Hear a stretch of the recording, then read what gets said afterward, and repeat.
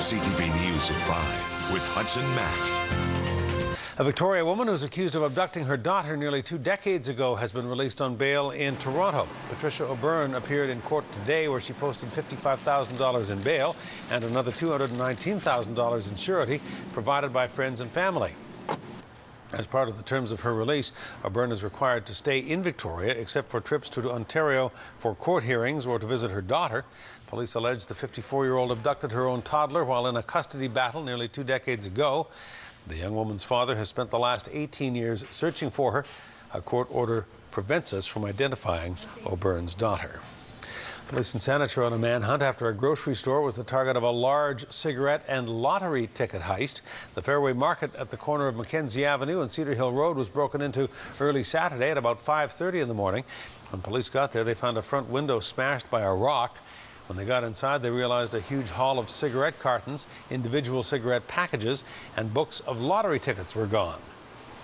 Once inside, the lone thief, who was caught on video surveillance, was seen to pry open a security bar that allowed access to the cigarette storage. So my understanding is the method that the thief used to enter the premises didn't actually trigger the alarm. So it was when they left the premises and by way of a security door, once they exited that door, that's what triggered the alarms.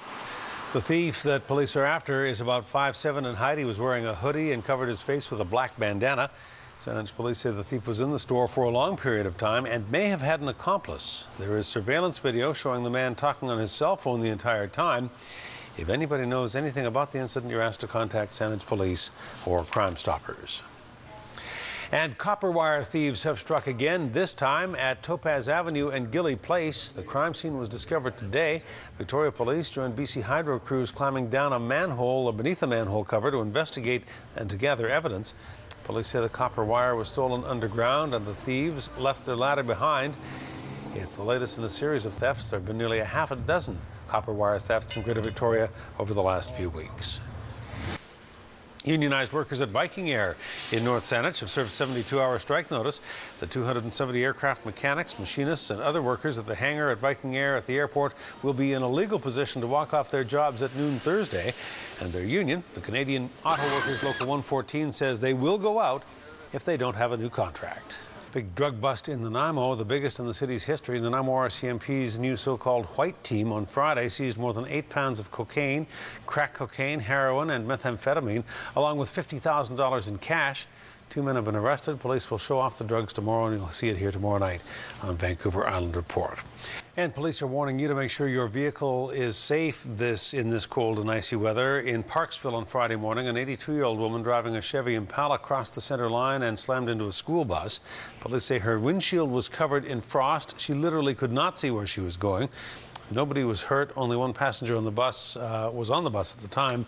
The woman was issued a ticket for driving without due care and attention.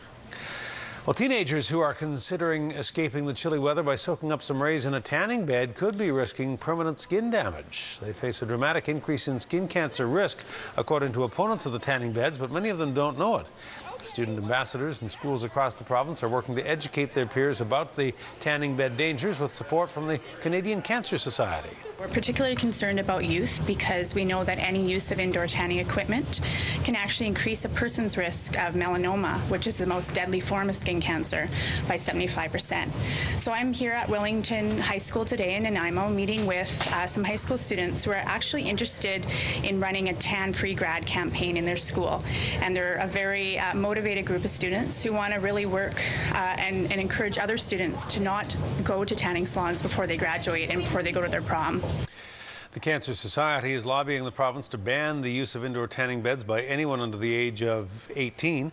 The students are educating their peers in the hopes they'll voluntarily give up the indoor tanning once they've learned about the health risks. We got involved because we've both been personally affected by cancer, as my dad has been battling cancer for a year now, and then we use the Canadian Cancer Society as resources, and I want to give back to them and help prevent cancer. The Cancer Society is asking all British Columbians for their support in the effort to ban indoor tanning for people under the age of 18 by visiting an online petition at cancergameplan.ca. The tanning industry argues that the tanning beds are indeed safe. Parksville-Qualicum MLA Ron Cantillon is back to work after taking time off to recover from a heart attack. Cantillon says he's feeling better every day, improving his diet and increasing his exercise, and he's ready to go back to the legislature in February. Health will be a key priority for Cantillon in the year ahead, both his own and his constituents. Certainly the health center is the goal for here.